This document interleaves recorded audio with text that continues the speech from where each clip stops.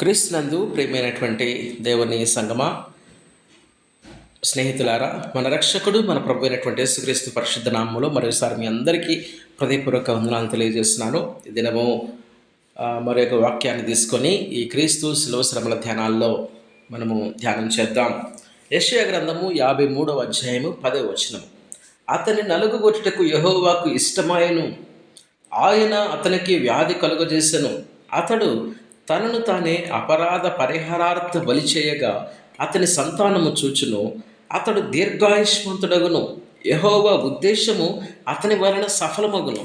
ప్రార్థన చేసుకుందాం. మమ్మల్ని మికిలిగా ప్రేమించిన మా ప్రియ పరలోకపు తండ్రి, మీ పరిశుద్ధ పాదములకు వందనాలు, మీకు స్తోత్రములు. మరి యొక్క నూతనమైనటువంటి దినమును మా జీవితంలో మీరు అనుగ్రహించారు, సజీవుల లెక్కలో ఉంచారు. మీకే కోట్ల కొలది స్తుతులు, స్తోత్రములు. ఈ ఉదయ కాలము ఈ చదువుబడినటువంటి లేఖన భాగమును ప్రభువా మీరే మాకు బోధించుమని, నేర్పించుమని యేసు పరిశుద్ధ నామములో మిక్కిలి వినయంగా ప్రార్థిస్తున్నాము తండ్రి, ఆమేన్. క్రీస్తునందు ప్రియమైనటువంటి దైవజనమా, యెషయా గ్రంథము 53వ అధ్యాయము అంతా కూడా యేసుక్రీస్తు ప్రభు యొక్క సిలువను గురించినటువంటి విషయాలన్నీ వ్రాయబడి ఉన్నాయి. అయితే యూదా జనాంగంలో యూదుల యొక్క బైబిల్లో యెషయా 53వ అధ్యాయాన్ని ఉంటుంది, కానీ వాళ్ళు దాన్ని చదవరు.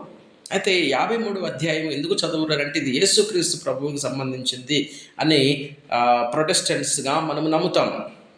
అనేక మంది నమ్ముతారు, కానీ యూదులు ఇది ఇశ్రాయేలీయులకు సంబంధించినటువంటి కీర్తన కాబట్టి ఇశ్రాయేలులకు సంబంధించినటువంటి ప్రవచనాలు అని వాళ్ళు నమ్ముతారు. యేసు ప్రభువుని వారు నమ్మరు. అయితే యేసుక్రీస్తు ప్రభువారు ఇందులో ఎంత అద్భుతంగా మనకు కనబడతారంటే, ఈ కీర్తన, ఈ యొక్క లేఖన భాగం అంతా కూడా 12 వచనాలు ఎంతో శ్రేష్టమైనటువంటి విషయాలు మనకు బోధిస్తూ ఉంటాయి. అయితే ఈరోజు ఈ యొక్క లేఖన భాగంలో మనం చదువుకునే లేఖన భాగంలో దేవుని యొక్క ఇష్టాలు, దేవుని యొక్క ఉద్దేశము ఏ విధంగా ఉందో మనకి అర్థమవుతుంది. చూడండి, యేసుక్రీస్తు ప్రభువారు అతని నలుగుగొట్టడకు యెహోవాకు ఇష్టమైనంటే, యేసుక్రీస్తు ప్రభువారు సిలువలో నలుగుగొట్టబడటం, ఆయన ఆ యొక్క సిలువ కార్యంలో నలిగిపోవటం అనేది దేవునికి ఇష్టమైనటువంటి కార్యం అంట. చూడండి, చివరి మాటలు అంటాడు, యెహోవా ఉద్దేశం అతని వలన సఫలమగును. దేవునికి ఒక ఉద్దేశం ఉంది. ఆ ఉద్దేశము యేసు ప్రభు అయినటువంటి యేసు క్రీస్తు వలన సఫలమవుతుందంట. ఎలా సఫలమైంది అనేటువంటి విషయాలు కనుక మనం పరిశీలన కనుక చేసుకుంటే, ఎంతో ఆయన 1 కొరడా దెబ్బలు, తన దేహం అంతా చీలడం, ఆయన 2 అరచేతులలో మేకులు, 2 కాళ్ళల్లో మేకులు, తల మీద ముళ్ళ కిరీటము, ప్రక్కలో బల్లెపు పోటు, చివరి రక్తపు బొట్టు వరకు కూడా చిత్రవద అనుభవించి ఆయన సిలువలో చనిపోయినట్లుగా మనం చూస్తూ ఉన్నాం. అయితే ఆయన యొక్క ఈ కార్యము చేసినందువలన ఆయన పొందిన అవమానములు కావచ్చు, ఆయన పొందినటువంటి గాయములు కావచ్చు, ఆయన పొందినటువంటి దెబ్బలు కావచ్చు, ఆయన పొందినటువంటి హింస శ్రమంతయు దేందంట, దేవునికి ఇష్టమైందంట. అదేంటి? యేసుక్రీస్తు ప్రభువారి గురించి దేవుడు కొన్ని మాటలు మాట్లాడతాడు. చూడండి, యెషయా గ్రంథం 43వ అధ్యాయం 1వ వచనంలో, నేను ఆదుకును నా సేవకుడు అంటాడు.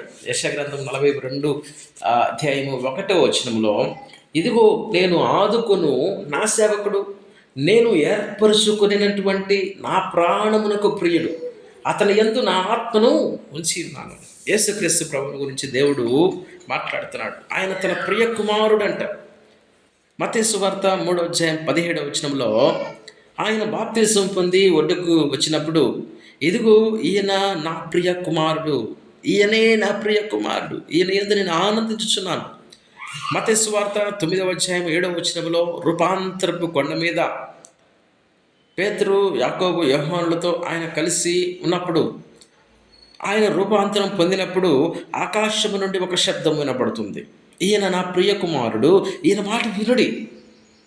దేవుని యొక్క ఉద్దేశము ఏమిటి? ఈరోజు దేవుని యొక్క ఇష్టము ఏంటి? అంత ప్రియముగా ఎంచుకున్నటువంటి కుమారుడు ప్రభు అయినటువంటి యేసుక్రీస్తు. ఆయన దేవుడు, సర్వలోకమాన వాళ్ళకి ఆయన సర్వసృష్టికర్త. సర్వలోకమాన వాళ్ళ యొక్క పాప పరిహారార్థమై దిగి వచ్చినటువంటి దేవుడు, మనుష్య కుమారుడు. ఈయన పరిపూర్ణమైనటువంటి దేవుడు, పరిపూర్ణమైనటువంటి మానవుడు. ఆయన యొక్క ఉద్దేశం, దేవుని యొక్క ఉద్దేశము తండ్రి యొక్క చిత్తము నెరవేర్చటమే. నా తండ్రి చిత్తము నెరవేర్చడం నేను వచ్చి ఉన్నాను అంటాడు. నా తండ్రి చిత్తము నెరవేర్చుకుని తుదముట్టించడం నాకు ఆహారం అంటాడు. ఈ యొక్క లోకములోనికి నన్ను నా తండ్రి పంపి ఉన్నాడు అంటాడు. కాబట్టి యేసుక్రీస్తు ప్రభువారి యొక్క ఇష్టము, తండ్రి యొక్క ఇష్టము రెండు కూడా. ఈయన అంటాడు చూడండి, యోహాను సువార్త 10:17-18 కనుక మనము యోహాను సువార్త 10:17-18 నేను దానిని మరలా తీసుకొనున్నట్లు, ఏంటిదంటే ప్రాణమును మరలా తీసుకొనున్నట్లు నా ప్రాణమును పెట్టుచున్నాను. ఎందువలననే నా తండ్రి నన్ను ప్రేమించుతున్నాడు, ఎవడను నా ప్రాణము తీసుకున్నాడు. చూడండి, మనం అంటాం అందరూ మనుషులు రోమా వాళ్ళు చంపారంటారు, కానీ దేవుడు కదా ఆయన ప్రాణం ఆయనకు మరణం లేదు, కానీ మరణము ఆయన పొందాడు. ఎవడను నా ప్రాణము తీసుకున్నాడు, నా అంతట నేనే దానిని పెట్టుచున్నాను. చూడండి ఎంత బాగుందో. ఎవడను నా ప్రాణము తీసుకొనడు, నా అంతటి నేనే దాన్ని పెట్టుచున్నాను. నా ప్రాణము పెట్టుటకు నాకు అధికారం కలదు, నా ప్రాణము తిరిగి తీసుకున్నటకు నాకు అధికారము కలదు. నా తండ్రి వలన ఆజ్ఞను పొంది ఉన్నాను, నా తండ్రి పొంది ఉన్నాను అంటాడు. చూడండి మత్తయి సువార్తలో వార్త 28:18 పరలోకమందును, అయితే యేసు వారి యుద్ధకు వచ్చి పరలోకమందును భూమి మీదను నాకు సర్వాధికారం ఇవ్వబడి ఉన్నది. చూడండి, సర్వ సృష్టికర్తకి సర్వాధికారం ఉంది. సర్వాధికారం ఆయనకి, సర్వ సృష్టి మీద ఆయన శాసిస్తాడు. అంతే, ఆయనకి ఎంత అధికారం ఉందో చూడండి. అంతటి అధికారం కలిగినటువంటి వ్యక్తులు తండ్రి అయినటువంటి దేవుడు, కుమారుడైనటువంటి యేసుక్రీస్తు ప్రభు వారికి కొన్ని ఇష్టాలు ఉన్నాయి, కొన్ని ఉద్దేశాలు ఉన్నాయి. కాబట్టి ఆ ఉద్దేశాలు నెరవేర్చడానికి తండ్రిని ఎంతగా ప్రేమిస్తున్నాడో కుమారుడిని తండ్రి అంతగా ప్రేమిస్తున్నాడు. ఎంత గౌరవించుకుంటున్నారో, ఎంత ప్రేమించుకుంటున్నారో. తల్లిదండ్రుల సంబంధాన్ని, తండ్రి కుమారుల సంబంధాన్ని ఈరోజు మనకు కనపడతా ఉంది.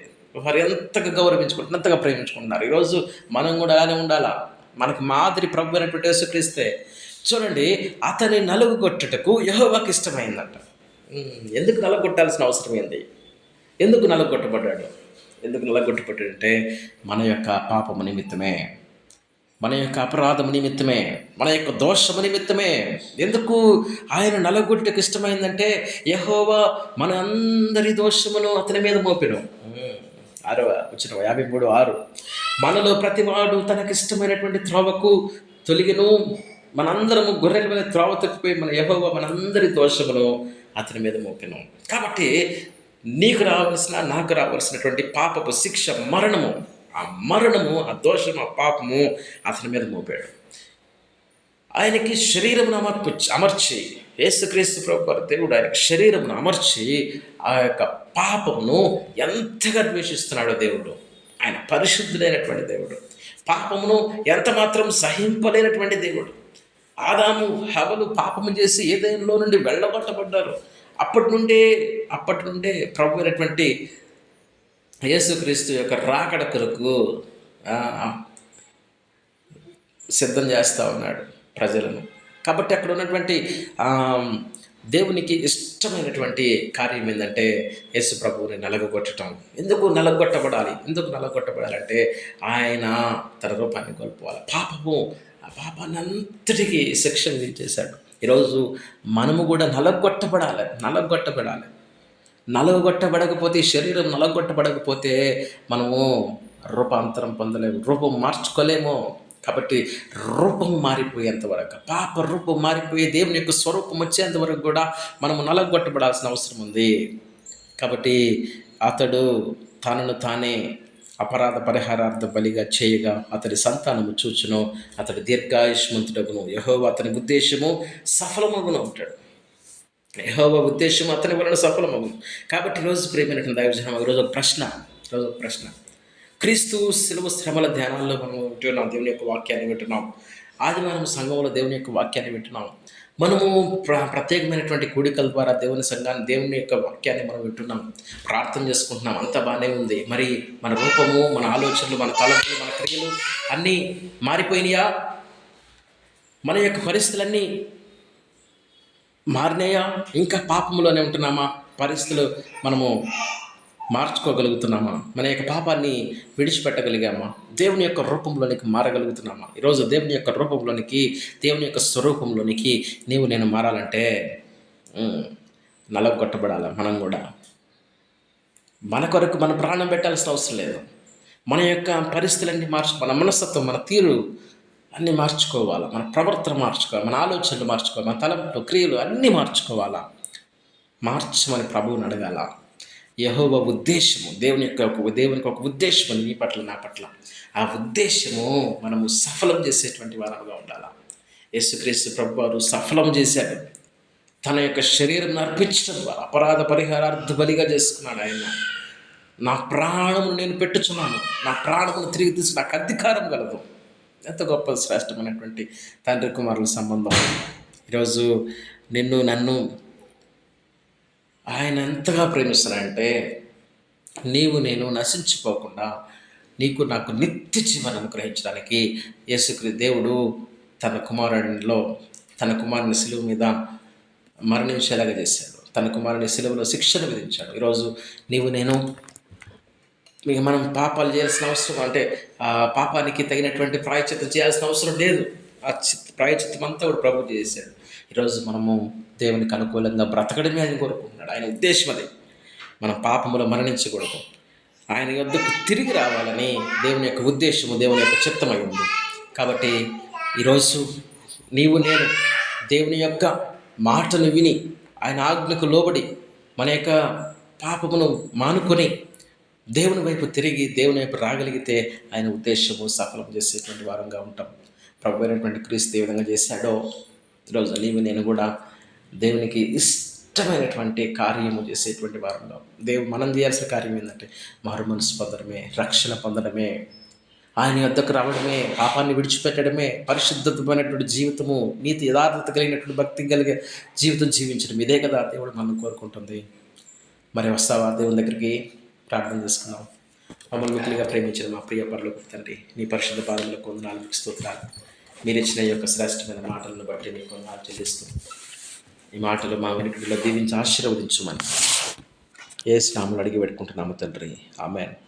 God bless you all. Good morning. Praise the Lord. Thank you.